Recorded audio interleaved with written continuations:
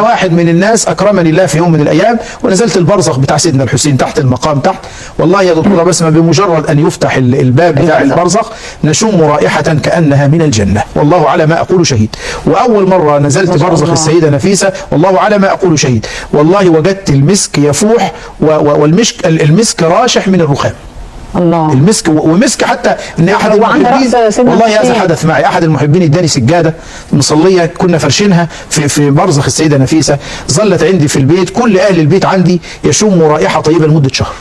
وهذه من بركات اهل البيت، من لم يرى كرامات اهل البيت فنحن راينا، ومن لم يعتقد باهل البيت فانا نعتقد، وما كنا عن الزوار صما وما كنا عبادا غافلين ولكننا باذن الله نسمع ونبصر وفدكم يا وافدين. الله. ده هم ربنا اللي اداهم. بيقولوا انه السيده زينب مش مدفونه في مصر. لا، السيده زينب مدفونه في مصر رضي الله عنها وارضاها، وكتب التاريخ شاهده بهذا الامر، ونزلت الى مصر واستقبلها والي مصر ماشيا واسكنها في مصر. بيقولوا انها لما توفاها الله ان زوجها اخذها المدينه. لا، ما حصلش. انا عارفه ان حصل خلاف واهل مصر ما رضيوش حتى الخلاف ده حصل مع السيده نفيسه.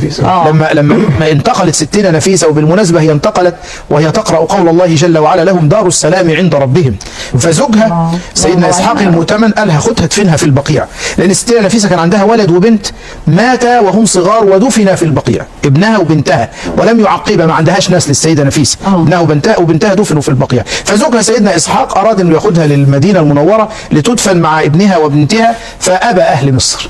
فنام سيدنا إسحاق، فشاف سيدنا النبي في المنام قال له يا إسحاق اترك نفيسة في مصر فإن أهل مصر يحبونها، فظلت السيدة نفيسة في مصر إلى يومنا هذا. والسيدة زينب، والسيدة زينب رضي الله عنها وأرضاها دفنت في بيتها اللي هو القصر اللي كانت عايشة فيه، وظلت فيه وتزار إلى الآن. بعض الناس يقولوا لا مش في مصر، لا، السيدة زينب موجودة في مصر، وارجعوا لكتب التاريخ تجدوا هذا مثبت فيها إن هي ظلت طيلة حياتها في مصر بعد ما نزلت من المدينة، ودفنت في مسجدها العامر بها. وأقول لك على حاجة يا دكتورة بسمة، وهتلاقيها سبحان الله العظيم حقيقة، ما من مسجد في مصر لولي أو أحد من أهل البيت إلا وتجديه عامر طوال حياته.